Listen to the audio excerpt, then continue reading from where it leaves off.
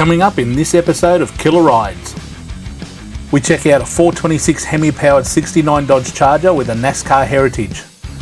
Then we see the new home for the Mincer Capri engine, a wild XY Falcon. We get the lowdown on a very special Compact Fairlane under construction and get behind the wheel of Australia's most powerful production wagon, the HSV Clubsport R8 Tourer. But let's kick this episode off with a wild Willys Coupe out of Sydney. Enjoy the show.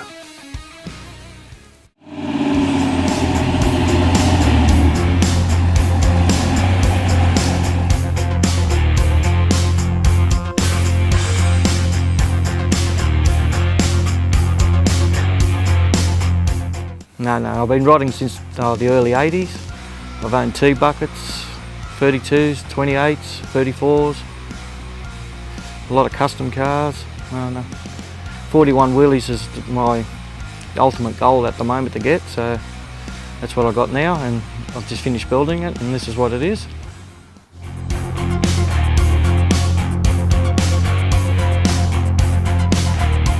It was a full driving car, pretty showy, but it was an American car, brought it back over here to Australia, and the way the Yanks put the cars together over there is not too good. So I drove it for about a year, fixed up a few little problems, found out there's a few major problems, so for safety reasons and that I pulled it off the road, gave it a complete rebuild, changed colour, suspension, most of the parts have been changed actually. About a year and a half it took, that was all up, yeah. Done 99% of the work myself, a few mates helped, but sat in the shed every night, just played with it.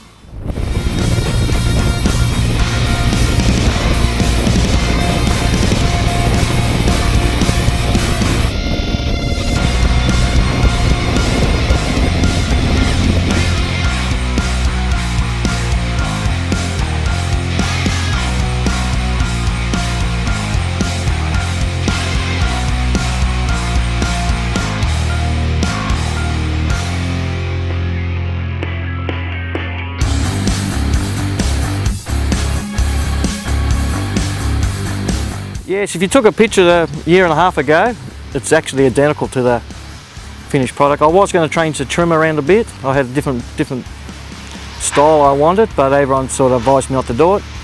So I went back to like a basic 80s style, nothing fancy, nothing billet, nice and neat.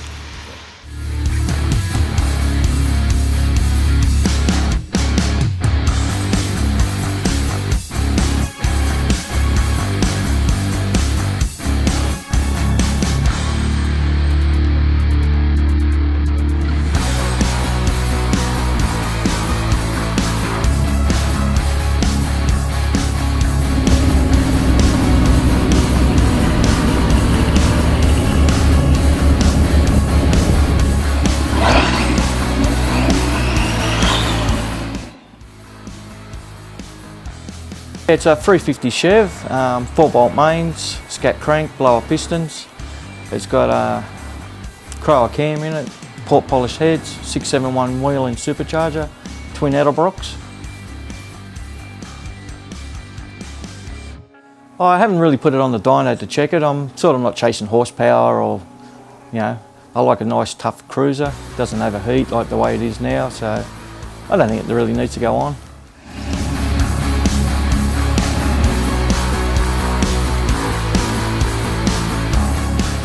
Yeah, it's a standard Nissan GTR colour. It's midnight purple.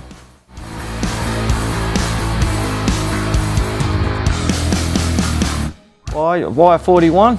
To me, I think that's the ultimate hot rod shape at the moment. I've owned 34s and 32s. A lot of them are out there when you can turn up at shows. At least when you turn up on this, it's sort of, the only one out there.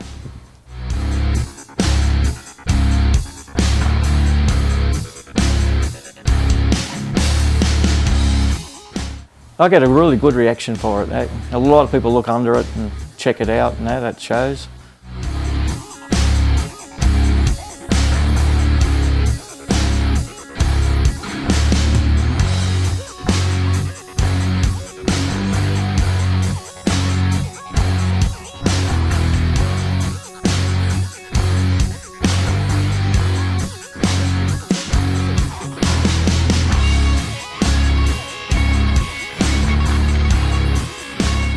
Hi, I'm Brett. This is my 41 Willys and you're watching Killer Rides.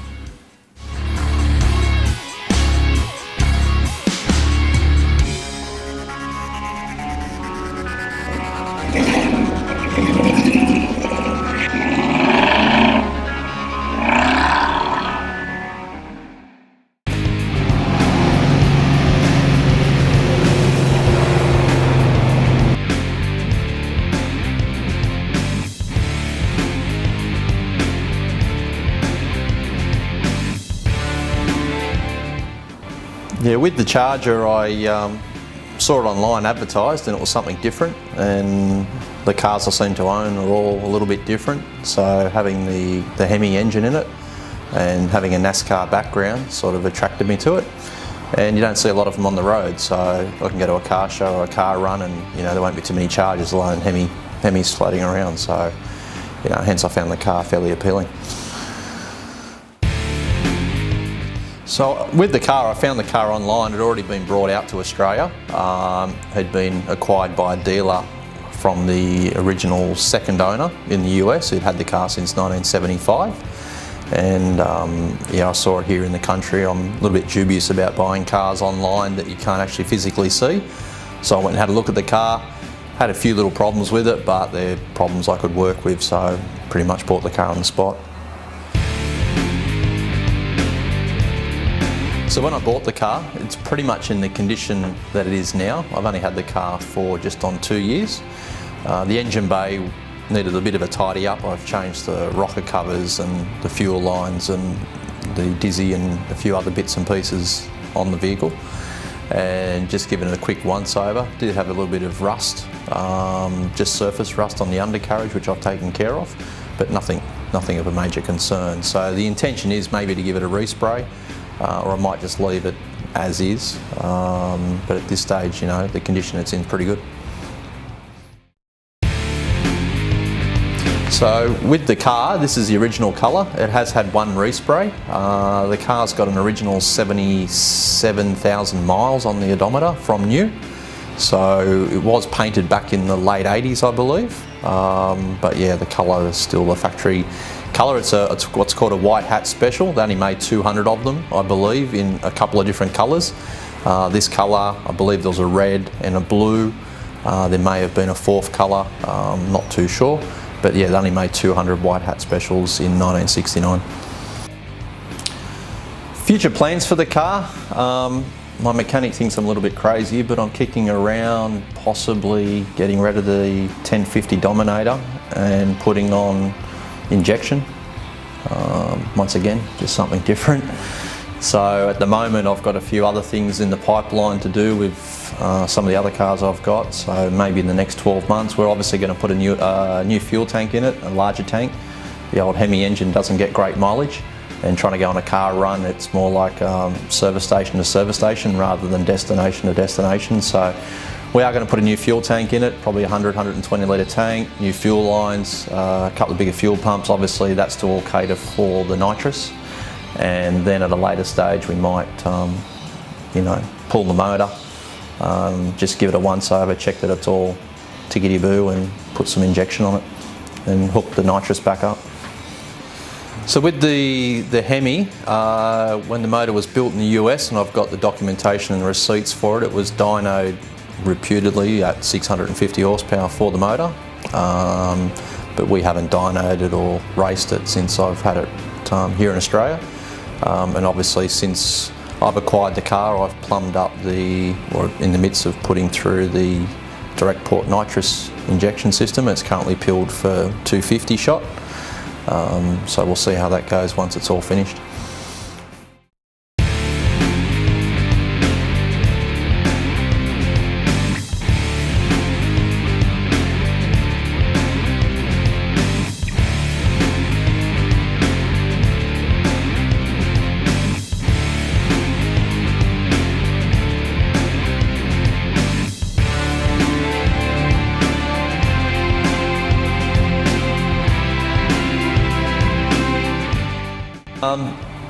This has got a genuine, as I said, a genuine 1970 NASCAR 426 Hemi motor in it. It's all fully documented. The difference between that and a crate motor is it's obviously not a later model engine, or it's not an aftermarket that you can buy off the shelf. It was specifically cast for NASCAR racing by Chrysler, and it was used in their racing programs. The engine may have come out of, say, a Dodge Daytona or one of the Plymouth Superbirds maybe back then. But yeah, certainly it was cast without provision for engine mounts. That's why the engine's solid mounted, and there's no provision for an oil dipstick, so you can't really check the oil level in the car without dropping the sump or dropping the oil out of it. Money no object for my ultimate car. Good question for me, because I love cars and it's the vein of my existence, I suppose. If it was a new car, I'd love a Lamborghini Aventador. That would be really sweet, in a roadster, of course. But old school, look, it'd have to be something rare and desirable. Once again, probably a Dodge Daytona with the Hemi in it, 426 Hemi, genuine, original, matching numbers. Would probably be the thing I'd love to have sitting in the garage. But yeah, that's probably the two cars I'd certainly look at.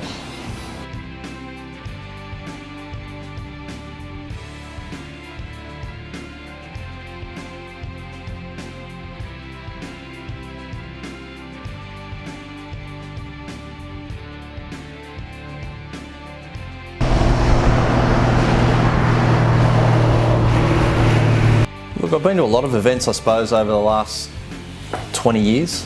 Obviously always enjoy summer nats. That's always a good time, especially just going away with the mates. And it's a bit different in your 40s than to your 20s when you're down there, but it's still, once again, it's now become more family orientated, I think, so I've always enjoyed that. But I also just enjoy going to Harry's, Liverpool, just sitting around with the mates, having a pie, having a hot dog, having a drink, just having a chat and catching up with friends. So look, I'm pretty open to all sorts of events and enjoy them for what they are, I suppose.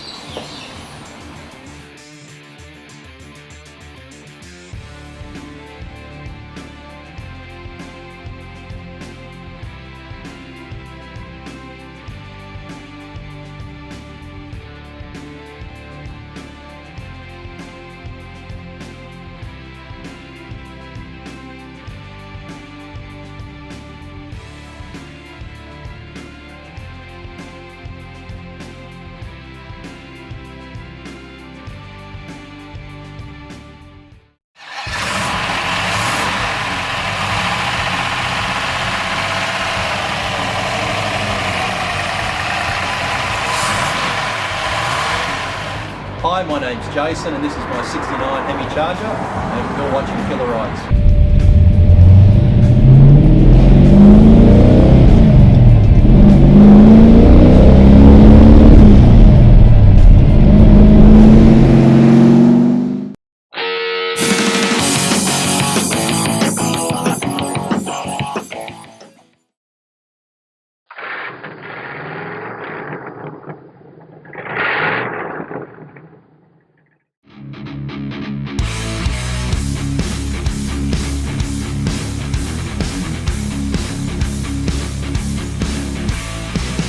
That was the original matching numbers car. I cut it to pieces.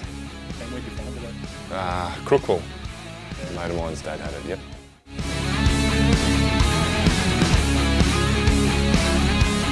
Registered driving was a daily. Used to drive it to and from work. 2-barrel, 289 Windsor, 4-wheel, non-assisted drums. The idea was always to build something out of it, but yeah, I drove it to work every day. Not Ford, Nissan VH45 DE, quad cam 4.5 litre V8 with a Eaton M122 supercharger attached to it. Standard internals, it's an IndyCar based motor, but standard internals at the present moment.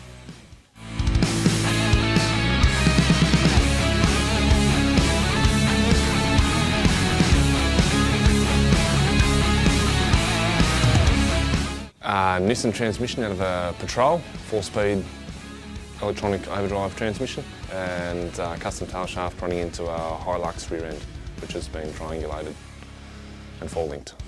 Yeah, big job. Started off by just deciding that the brakes weren't big enough, and then thought I'll put a decent motor in it, and then went to put the motor in it and didn't fit.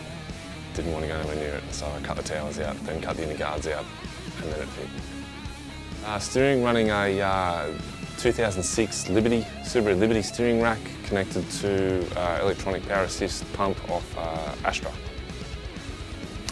Colour is Volvo Blue, Polestar Volvo Blue, which is also known as Swedish Racing Green.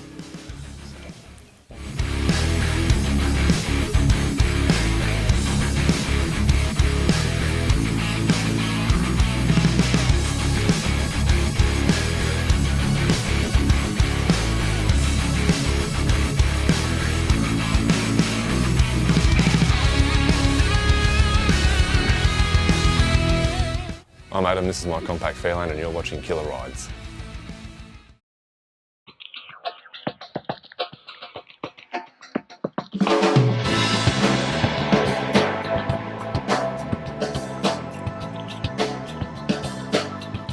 Well, besides an XY Falcon, which is, I think, XY Coupe, I've always wanted an XY Coupe. Second choice, close second choice, was an XY Falcon for sure. Ultimate muscle cars, as far as I'm concerned, in well, history books and like in Aussie legend, I suppose.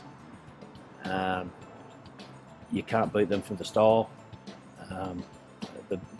They're just a classy looking muscle car.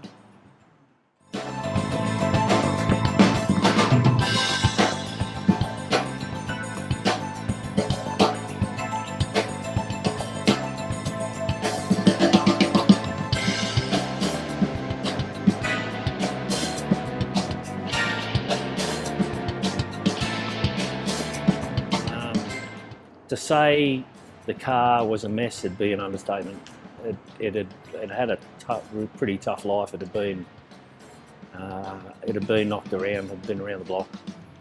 Had a 390 big block in it at the time when I bought it. The floor was trashed. There was, the standard Ford rust. It was sad looking. It was sad looking, but I saw through the horrible stuff, and that's what we've got today.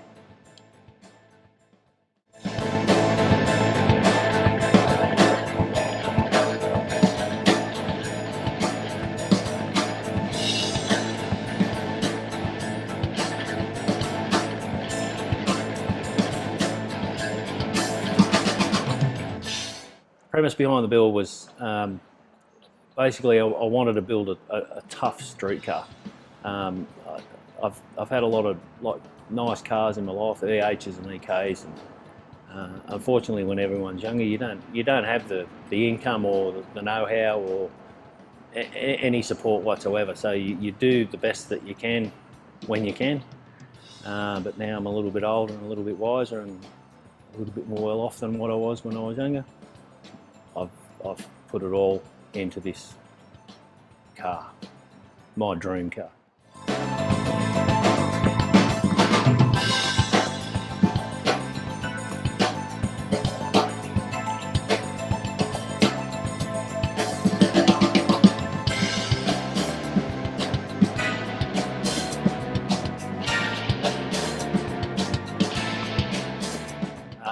Ultimate plan at the moment is to get one of ours gearboxes in it and actually get to drive it. The little taste I had of it at the Summer Nats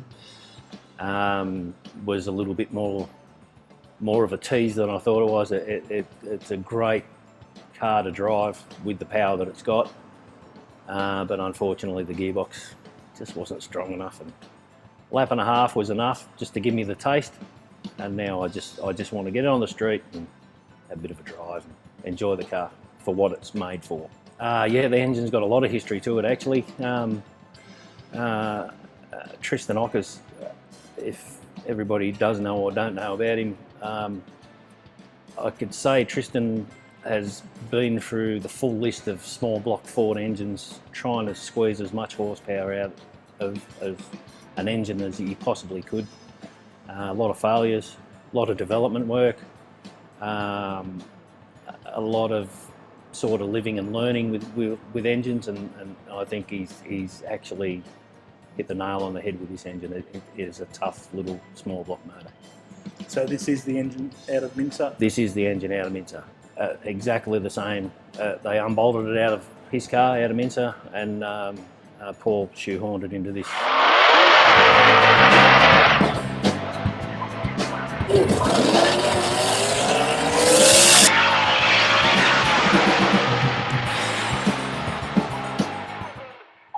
Basics. Can I look at my list? Absolutely. It's a small block 377. It's a Fontana block. K11 Cabelco supercharged. Yates C3 heads. GRP alloy rods. CP forged pistons. 44 Pro Mag on it, which you've got to have in a motor like that, as far as I'm concerned. And Waterman fuel system. Unbreakable. Yeah. Durability. What sort of horsepower? Conservative. Have to be around 1600. Conservative. Probably more than that, but I mean, I don't care really. It's the sound of it. The response is there when I need it. I don't need any more for the street. It's more than enough. And the smell of methanol, of course.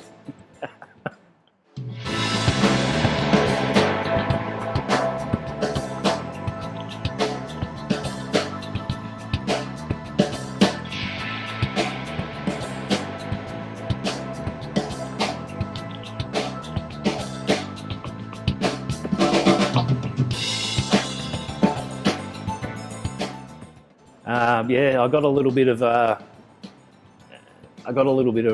ribbing about it when I eventually did choose the colour. I think we were 12 months into the build before I actually picked the colour. The original concept of the car was I was building it for my late wife. Nobody had an idea whatsoever. I knew what my plans were. I thought hot pink pearl was a nice colour. It's not too out there. It's an unusual colour for an XY. But that was the main reason behind the colour choice.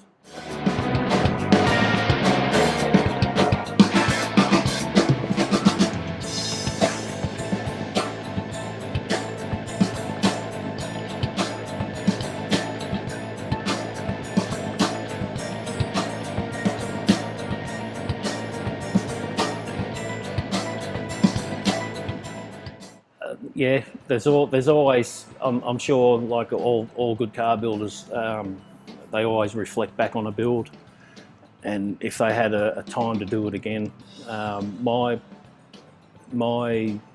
there's two things mainly.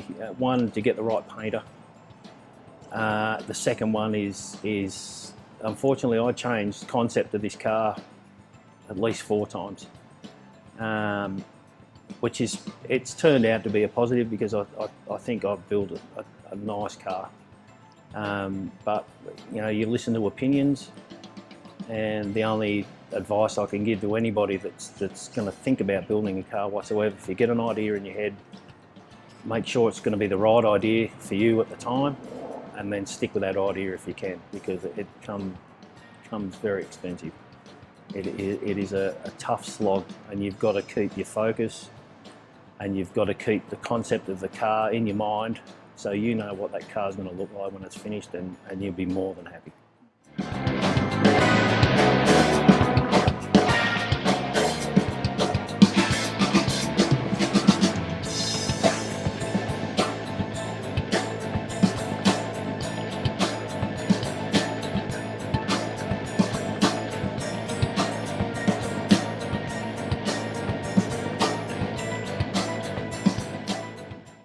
Where do I start? Obviously, and firstly, my late wife. Secondly, my family. There's been a lot of people. I mean, it's a 9-year build. It's been a long time. There's been a lot of people that have had their hands on this car. As I said, different painters. All had great ideas. But anyway, main people I'd like to thank is my family: Andrew, Naomi, Nathan Eagleton, my brother-in-law, Chris Eagleton, his brother Gretchy. Gretchy helped me out with the engine bay and the final design of the underneath and suspension works. Paul Sant from ProFlow. Paul has been an inspirational person in my life. He's not a person to say no unless it's necessary to say no. If I have an idea, Paul will weigh up the pros and cons of that idea, and he'll tell you straight if it's right or wrong. Everybody from ProFlow, Pete, Kane, everybody, but mainly my family, and Nathan Eggleton, he's the man, and Tristan Ockers, he's a better man. Part of it is engine. Absolutely, absolutely.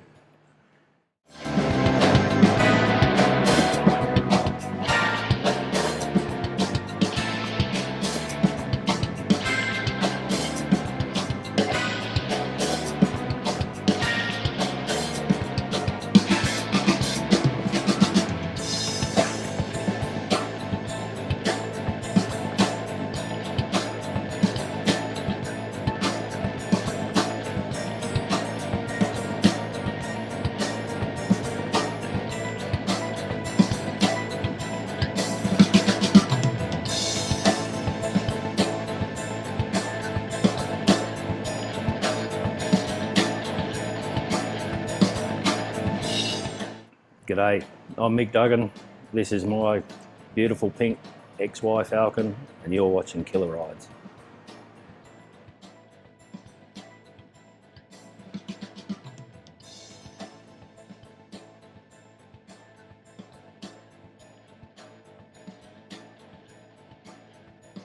Now, bit grey on around, right in the shadow, big grey silver powder shadow. Do it again.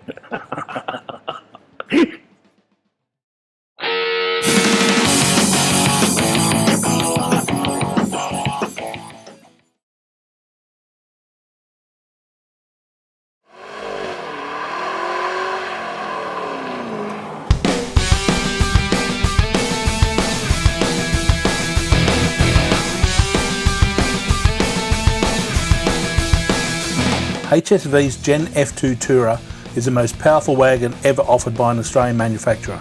With 400 kilowatts on offer coming from the supercharged LSA engine, the Gen F2 Tourer is the ideal sports car for that growing family.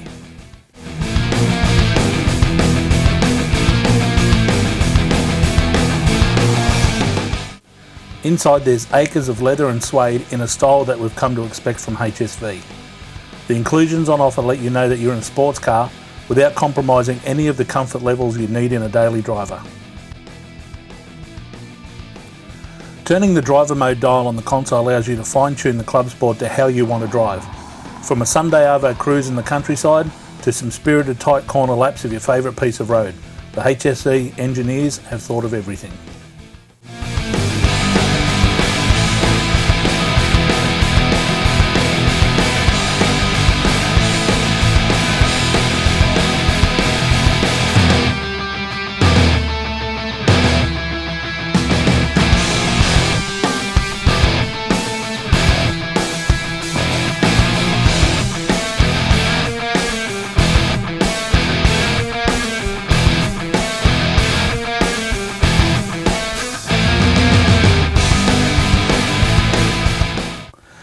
As far as performance wagons go, HSV pretty much has the market all to themselves.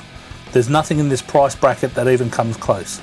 If you need a performance car that the whole family can enjoy, look no further than the HSV Clubsport Tourer.